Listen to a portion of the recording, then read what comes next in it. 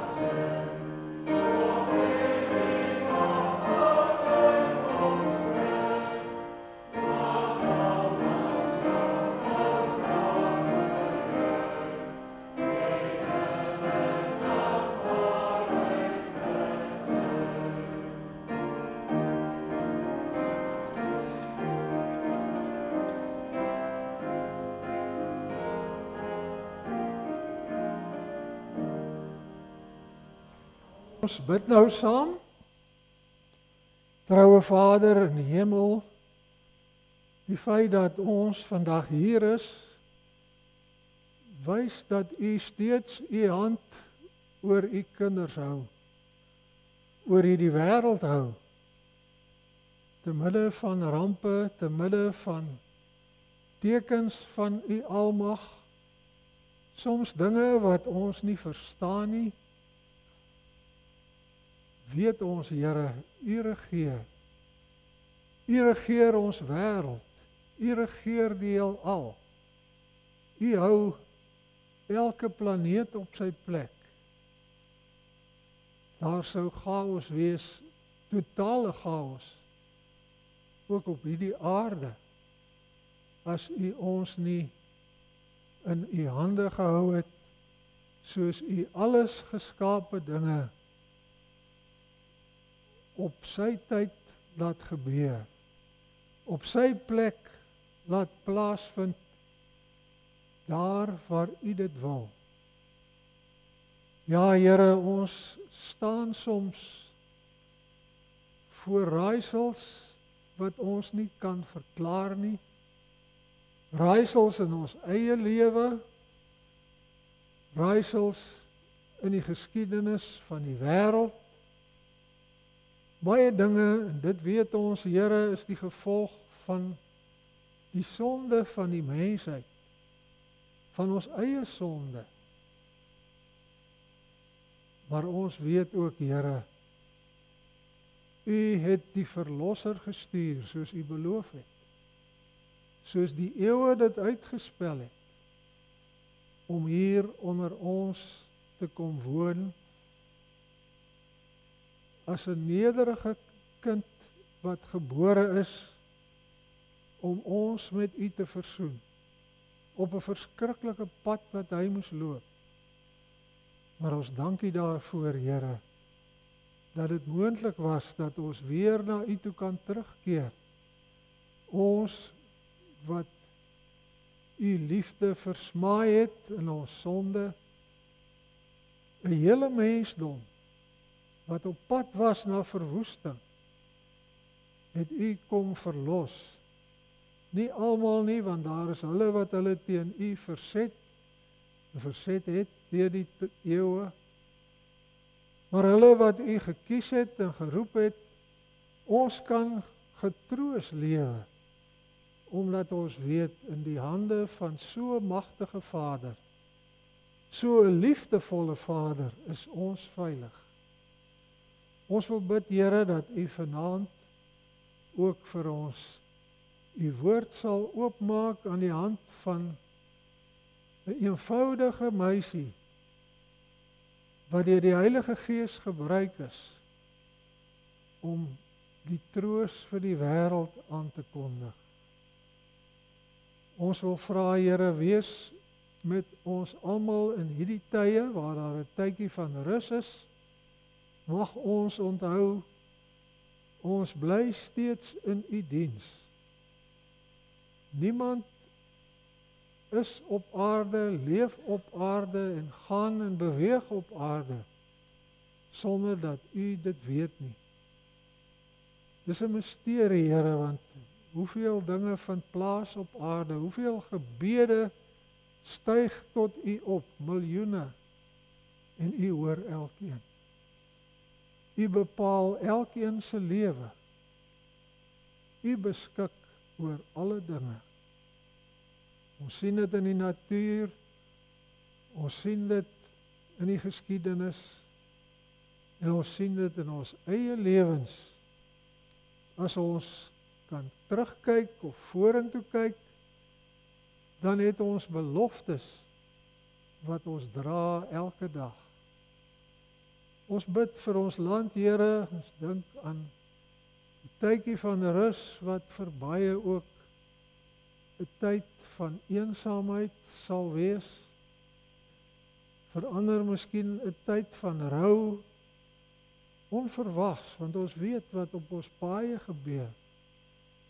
Ons weet hoe dat die misdadige rondloop om ook lewens te verwoes.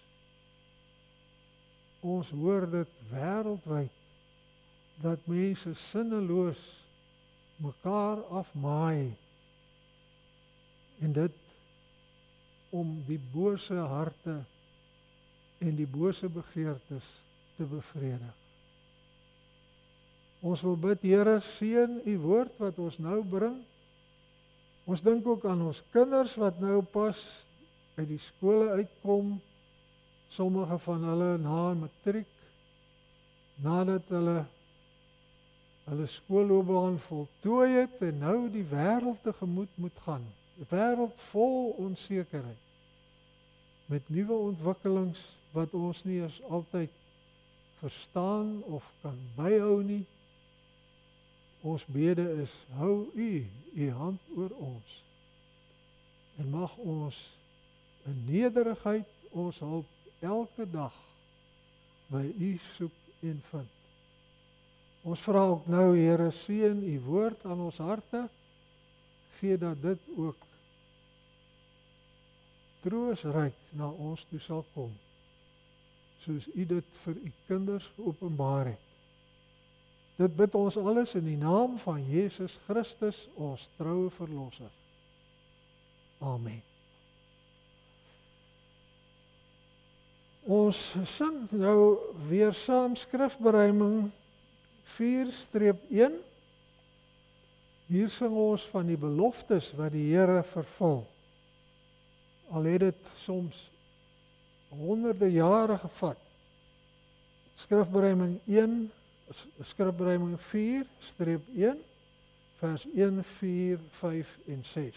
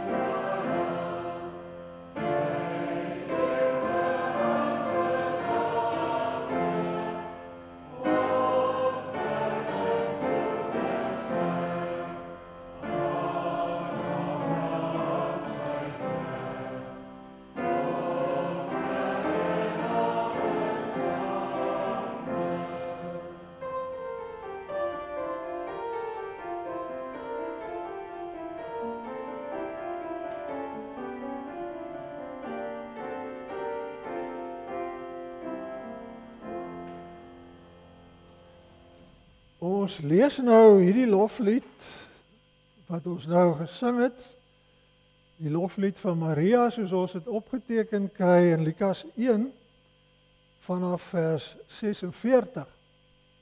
Nou hierdie lied het sy gesing nadat sy by Elisabeth was en sy die wonder beleef het dat Elisabeth die wonder beleef het dat die kindjie Johannes, wat ook in haar was, opgespring het toe sy verlosser, wat Maria nog verwag het, by hom uitkom.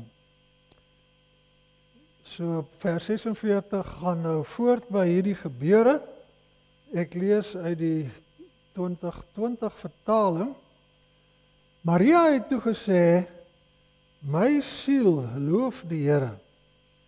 My gees jubel oor God, my verlosser. Want hy het die nederigheid van sy diensmeisie raak gesien. Kyk, van nou af sal alle geslagte my gelukkig noem.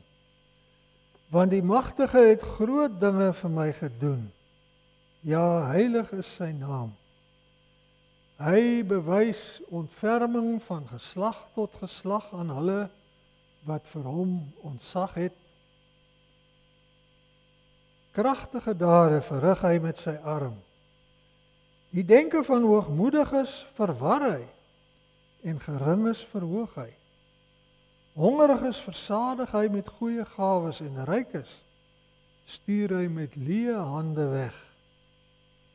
Sy diensknegt Israel het hy bygestaan, deur sy ontferming in gedagte gehou het,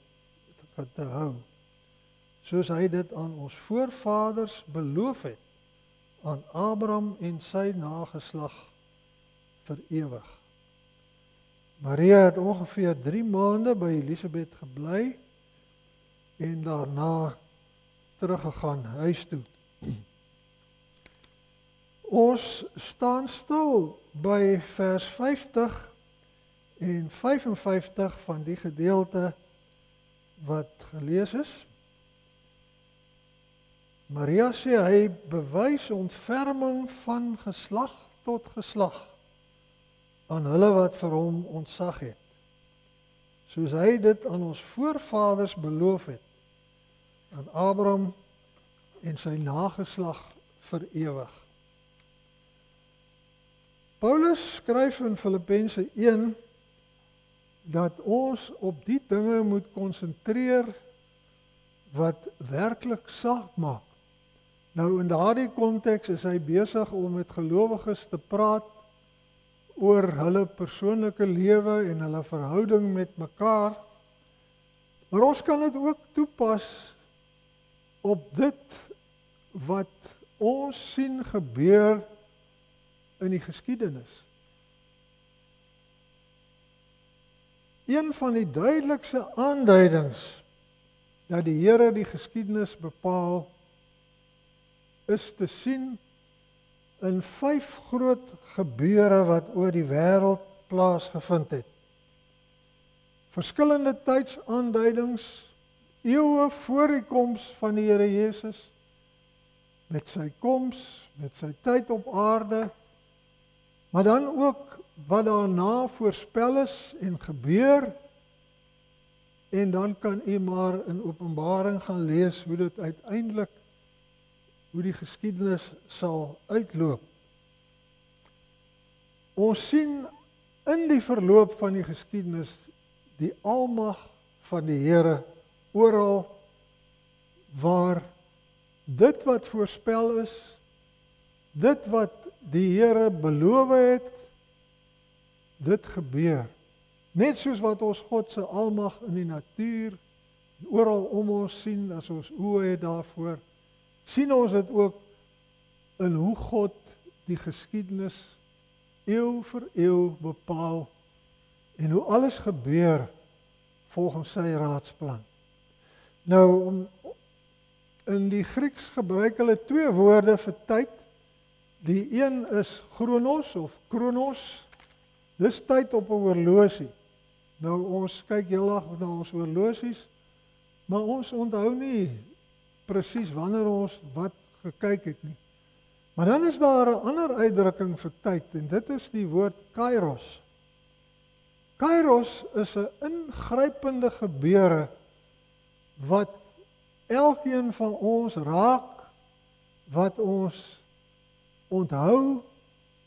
Ag, dink maar aan jou troudag. Dis nie iets wat jy vergeet nie, behalwe party mans, maar verder is dit iets wat altyd in jou gedagtes bly. Iets soos wat ons vanoggend beleef het. Dis genoem in die preek van Dominee Reinder, dink ons nog aan ons dag toe ons gedoop is, of die dag toe ek belydenis afgelê het. Vir 'n gelowige behoort dit 'n kairos te wees. Toe die Here sy verbond met my bevestig het. Toe die Here my, die dag miskien dat ek tot bekering gekom het, dat die Here my sy kind gemaak het, dit is 'n kairos gebeure. Ingrypend in jou lewe, en nou sal ons ook sien hoe dat hierdie ingrypende gebeure in die wêreldgeskiedenis gebeur het, en daar's 5 dinge, ons kan baie ander uithaal, maar ek noem maar net 5 van hulle. Die een weet ons is toe God die aarde geskape het en alles wat bestaan. Die tweede is die dag toe Maria geboorte gegee het aan die Verlosser. Die ander een is die dag aan die kruis, toe Jesus geweet het sy werk is voltooi, soos God dit bepaal het. Die volgende is ook Pinksterdag, en dan, hierdie is allemaal dinge wat in ons verlede lê, maar dan die laaste wat op die laaste dag sal gebeur, wanneer God hierdie aarde sal oordeel. Nou ons weet, die skepping van die aarde, dit hou die mens al eeue besig. Genesis sê in die begin is die hemel en die aarde geskep. Sterrekundiges met hulle satelliete en teleskope probeer nou nog uitvind wat het daardie dag gebeur. En nou eers vind ons uit hoe ontsaglik is God se werke. Hulle het nou die dag vertel dat volgende jaar is die satelliet wat buite ons sonnestelsel uitgestuur is hy 1 ligdag van die wêreld af weg. En hy is lankal buite ons sonnestelsel, om net 'n idee te vorm, van Mars af tot by ons vind moet lig omtrent 14 minute neem om hier te kom. Die satelliet is 1 ligdag weg. En wat is dit vergeleke met ligjare, soos wat God alles geskep het? God die Almagtige wat die aarde en die hemel en alles geskape het.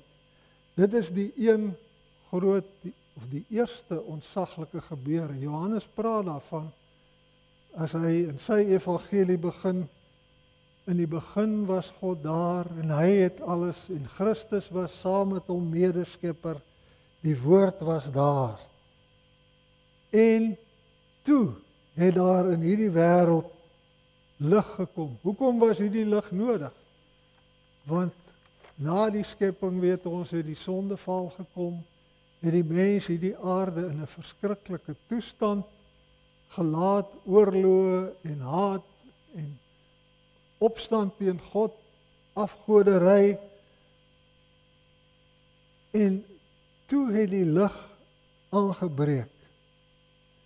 Mense was voor daardie tyd so hopeloos. Ons sien dit in die middeleeue, is dit al op 'n paar plekke al aangedui.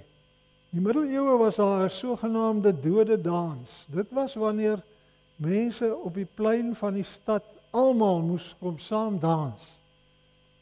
Belangrikes, onbelangrikes, die klein mensies, almal moes kom deelneem aan hierdie dans. En wat het dit gesê? Ons is ellendige mense. Ons is op pad na die dood. Daar was 'n ander gebruik, 'n begrafplaas waar konings begrawe is. Maar dit is nie toegelaat dat die koning se titels en belangrike dinge daar genoem word nie. Daar moes eers gesê word, 'n nederige dienskneg gaan hier na hierdie begrafplaas toe.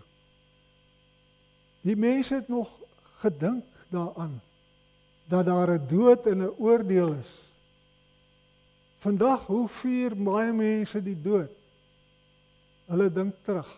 Hulle kan glad nie vorentoe kyk nie. Ons as gelowiges hou 'n troosdiens om mekaar te bemoedig en te sê, ons is selfs in die dood in die hande van die lewende God. Ons voer nie 'n dode dans uit wat ewig sal voortduur nie. Maar so baie kyk maar net terug en vier maar net iemand se lewe. En dis juis hierdie moedelose uitkyk wat dit so noodsaaklik maak dat ons mekaar weer ook hier waar almal hulle eie manier het om ook hierdie moeilike gedagte of hierdie onpopulêre gedagte weg te leef met vrolikheid. En ons het vanoggend gehoor, dit is eintlik toe Christus gekom het, was dit vir Christus 'n treurige dag om hier op hierdie gebroke aarde gebore te word. Maar hy moes kom soos voorspel is in Jesaja 9, die volk wat in donkerte sit. Dit is ons toestand gewees. Het 'n groot lig gesien. En Maria sing dan, soos ons gelees het, nog voor Jesus se geboorte, van die groot wonder wat kom. Sy sê, die Here bewys ontferming van geslag tot geslag. Daar kom 'n Kairos, 'n groot ingrype, die tweede een van God in die wêreld. Die Here bewys ontferming aan sy mense met hierdie nuwe ingryping. Nou sien ons ook die onderskeid. Ja, dit was nogal 'n groot belangrike Kairos gebeurtenis daar in Bethlehem toe almal getel moes word, want die keiser het so gesê. Maar wat was hierdie groot gebeurtenis vergeleke met die groot gebeurtenis van die koms van die Here Jesus self? Herodes self het nie eens geweet van wat hier gebeur nie, van hierdie kindjie wat gaan gebore word nie, of wat gebore is op Kersdag nie. Maar Lukas beskryf dit. Hy sê letterlik, die dae is volgemaak. En dit is nou hierdie tweede Kairos wat kom. Die dae is vervul dat haar kindjie gebore moes word. Die kalender soos die Here dit bepaal het, nie soos mense dit bedink nie, het volgeloop. Tog was dit die manier wat Lukas dit beskryf, is dit nie maar net nog 'n geboorte nie. Dit is wêreldskuddend wat hier gebeur. Vir Maria, vir die wêreldgeskiedenis was dit 'n geweldig ingrypende gebeurtenis. Daarvan getuig Lukas baie duidelik. Maria, en dit is die wonderwerk, weet vir byna seker 4-5 eeue het die profetiese stem stil geword. Niemand het meer deur die krag van die Heilige Gees geprofeteer nie, of gepraat nie. En skielik skryf Maria hierdie lied. En voor haar was daar nog Sagaria, toe hy hoor van Johannes, en hy profeteer. Maria, 'n eenvoudige meisie, profeteer van wat kom. En dan is dit hierdie skynbaar ongemerkte geboorte in die weggesteekte Jerusalem, wat die wêreldgeskiedenis verander. God se seun moes kom ongedaan maak wat ons sonde op aarde kom breek het. Hierdie gebeurtenis het plaasgevind sodat jy wat die Here Jesus ken, ons weet nie hoe die wonder van geloof in ons harte werk nie. Party het dit van kleins af, dat hulle weet hulle glo in God. Ander het op 'n ingrypende oomblik tot bekering gekom, maar dis 'n Kairos tyd wat met die koms van die Here Jesus in jou lewe gebeur het. En dit is aardskuddend wat jou lewe betref en ons lewe vir wie die Here liefhet. Maar as ons dan ook die stemme hoor wat rondom hierdie gebeure plaasvind, dan sien ons, daar word verder gekyk. Dink maar, later, so 'n paar dae later, toe Jesus die besnydenis ontvang, toe was daar Simeon en Anna, Simeon wat ook profeties gepraat het. Ja, mens kan sê, as jy Sagaria se lied lees, dan sien jy dit gaan nog oor Israel. Hy praat ook van verlossing, maar dis amper of dit nog 'n politieke verlossing is. Maar kyk wat sê Simeon. My oë het inderdaad u verlossing gesien, wat u ten aanskoue van al die volke bewerk het. Lig wat vir die nasies tot openbaring dien. Simeon, deur die werk van die Heilige Gees, hy het self, die Gees het in hom gewerk, hy het hierdie koms op een of ander manier verwag, en dan weet ons, het hy gesê, nou kan u diensknegt maar gaan, want hy het hierdie lig, hierdie kairos, wat almal voor gewag het, en wat Maria sê, dit is geprofeteer, deur, soos hy aan die voorvaders beloof is, aan Abraham en sy nageslag vir ewig. Adam en Eva se ongehoorsaamheid en die ellende waarin die wêreld gedompel is, word ongedaan gemaak vir baie, wat Jesus as verlosser aanvaar. Selfs die volgende kairos, die kruisiging, is al aangedui in hierdie groot gebeurtenis in Bethlehem. Want Simeon sê vir Maria, daar sal 'n swaard deur jou hart gaan. Simeon moet ook die droewe werklikheid onderstreep. En waar kom hierdie wete vandaan?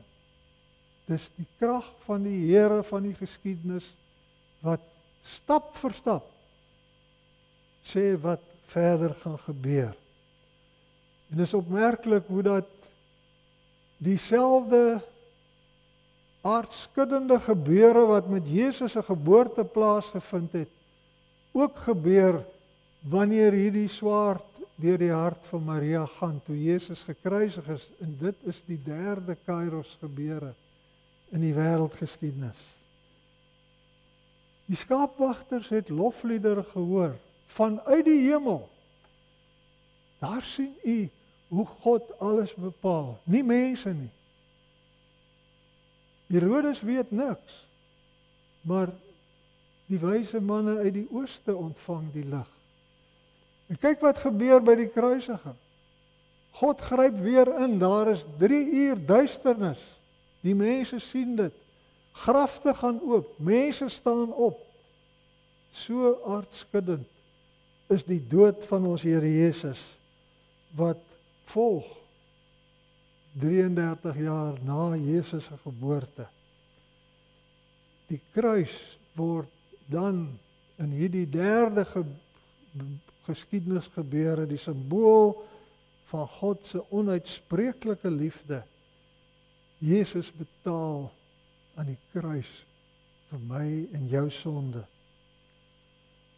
Maar onthou, Maria, toe sy hierdie lied sing, was dit nie maar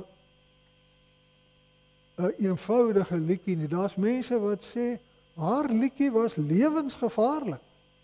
Want let op wat sê sy, van die magtige het groot dinge gedoen. Heersers ruk hy van hulle trone af, en geringes verhoog hy. Dit is revolusionêre taal, as 'n mens menslik daarna kyk. As Herodes hiervan moes gehoor het, weet ons hoe vyhandig was hy teen die geboorte van die Here Jesus. Hy sou probeer om Jesus se geboorte tot nie te maak, om die kinders te vermoor. Maar hierdie eenvoudige meisie kyk verder as net dit wat in haar eie tyd gebeur. Sy sien die wêreldgeskiedenis verander. En dan ook dit, soos ons gesê het, wat Simeon voorspel het, al die volke, vir hom het hy ten aanskoue van al die volke 'n lig vir die nasies laat opgaan. Kyk wat het met Pinksterdag gebeur. Weereens die Heilige Gees wat ingryp, soos hy by Sagaria, Maria en Simeon ingegryp het, en die Gees weer na die aarde gekom het, om nuwe vore te saai. Weet u dat die Bybel, so Simeon gesien het, die Bybel is vandag al in 1000 tale vertaal, omdat God ingegryp het in die geskiedenis. Omdat hy die geskiedenis van die Jode afgevat het na almal van ons, dat ons die Verlosser kan leer ken, Christus Jesus. Ons weet hoe die wêreld verander het, nadat die Christendom die wêreld ingegaan het, veral na die Reformatie. Universiteite is gestig, skole is gestig, en gewoonlik, en dis eintlik die tragedie, gewoonlik was dit gelowige mense, wat hulle kinders wou opvoed in die vrees van die Here. Vandag sien ons hoe dat een skool na die ander, een universiteit na die ander sogenaamd neutraal word. En nie meer die boodskap van verlossing as die belangrikste sien om uit te dra nie. Maar ons weet tog dat God hierdie dinge bepaal het, dat ek en jy vandag hier mag sit, ook kinders van die geskiedenis wat God vir die wêreld bepaal het. En nou kry ons uiteindelik daardie laaste aanduiding van wat in die geskiedenis sal gebeur, en dit lees ons in Openbaring. Dink maar hoe dat Maria eintlik aanhaal uit Psalm 2. Psalm 2 sê, die nasies woel en hulle veg, en God lag vir hulle. Maria sê, maghebbers sal van hulle trone afgeruk word. En sy is nie bang om dit te sê nie. En die laaste Kairos sal dit bewys. Wanneer die openbaring van God tot sy volle vervulling sal kom. Wanneer die laaste dag sal aanbreek. En ons gaan lees dit maar in Openbaring, hoe dat die mag van die dier, wat ook altyd wou probeer om die geskiedenis van die wêreld in 'n ander rigting te stuur, hoe dat sy mag gebreek sal wees. En hoe dat Christus dan sal regeer. Vat net weer kortliks saam. In die begin het God en Christus die skepping volmaak voortgebring. Ons sonde het veroorsaak dat die tweede Kairos moes plaasvind, die tyd moes kom, dat Jezus gebore moes word. Maar hy moes hom ook voorberei vir die kruis, waar hy verskriklik gelei het vir my en jou sonde.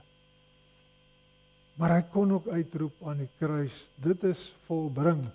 Interessant dat die woorde, dit is volbring, baie dieselfde klink as die woorde in Openbaring, dat eindelik is alles vervul. Die oorwinning sal behaal word oor Satan, en hy sal sy geskiedenis op hierdie aarde moet beëindig. En dan word elke iemand wat in Christus sterwe se lewe nie maar net 'n in memoriam. Dan kyk ons vorentoe na die nuwe hemel en die nuwe aarde wat Maria al sien kom het, wat Simeon oor gesing het, en wat vir my en vir jou 'n lig oral laat opgaan het in ons lewens. Mag ons dit hierdie tyd, daardie lig in Kersfees uitdra, met vreugde en blymoedigheid. Amen. Ons gaan nou saam bid en daarna sing ons dan skrifberuiming 8. Dis skrifberuim 5-3, vers 1, 2 en 5. Hierin loof ons die Here Jesus. Kom ons bid saam. Troue Vader, ons dankie dat ons ook die dinge kan raak sien waarop dit aankom.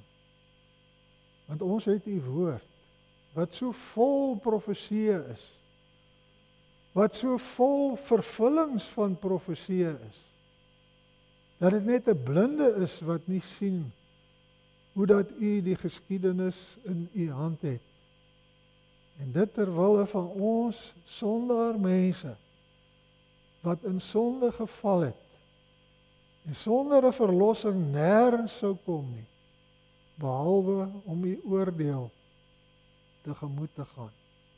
Dankie Here, dat en ons vertrou Here, dat elkeen van ons 'n kairos moment in ons lewe het, waar ons weet die lig het vir my deurgebreek, soos wat dit in die tyd van Maria gekom het, en die wêreld uiteindelik verlig is deur die evangelie.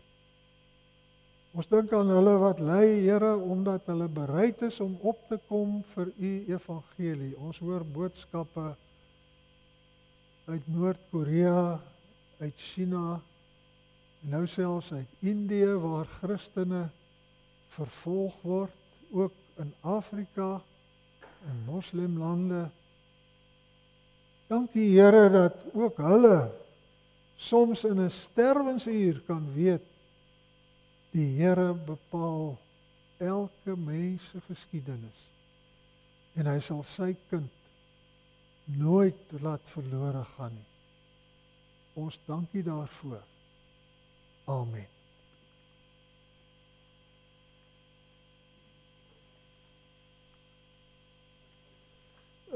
Ja, ons sing vers 1, 2 en 5. Amen.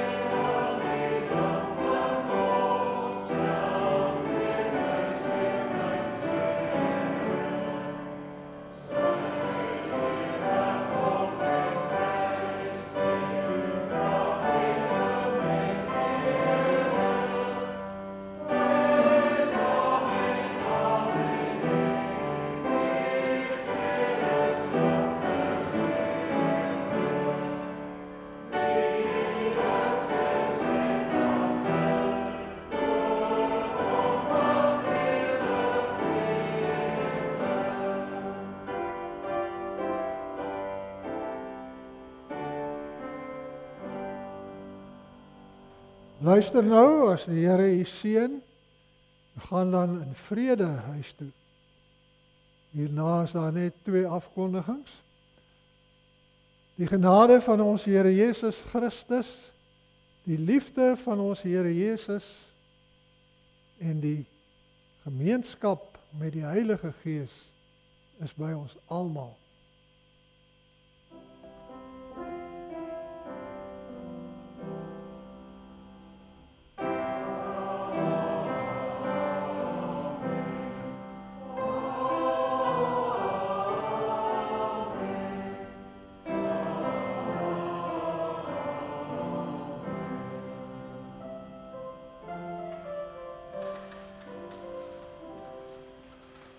Dinsdag is 'n vakansiedag, maar dis ook geloftedag. Ons herinner u daaraan dat daar 'n diens is in Bellville se gemeente. Daar's enkele ander kerke hier in die Kaap wat dit nog doen. Verlede week was die rekordgetal mense in Voortrekker Hoogte om hierdie gelofte te kan gestand doen. Onthou asseblief die volgende, is dit 2 Sondae, né? As ek reg het by die kerkraad, is daar nie aanddiens nie. So woon maar die oggenddiens getrou by. En dan die kollektes is vir die diakonale kas en vir die emeritaatsfonds. Volgende week gaan dit ook aan die diakonale kas en vir Bybelverspreiding. Baie dankie.